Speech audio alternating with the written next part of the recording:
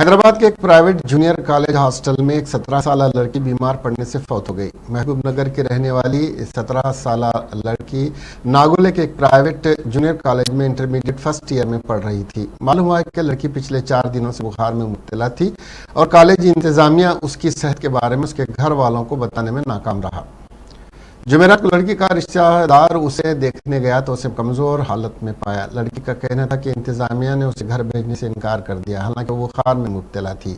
लड़की के वालिदैन को रिश्तेदार ने जल्द ही उसकी सेहत की इत्तला दी, जिसके बाद वो हॉस्टल पहुंचे और उसे निजी अस्पताल मुंतकिल किया। इलाज के दौरान जुमेरात की रात उसकी मौत वाक़ हो गई। लड़की के वालिदैन का इल्ज़ाम है कि उनकी बेटी की मौत हॉस्टल इंतज़ामिया की लापरवाही से हुई है। वाक़े की इत्तला मिलते ही कोल्हापुर के MLA बैरम हर्षवर्धन रेड्डी, साबिक वजीर जुपली कृष्णा राव, गांव के सरपंच और MPTC उमरान ने लड़की के अहल खाना से मुलाकात की और उन्हें तसल्ली दी।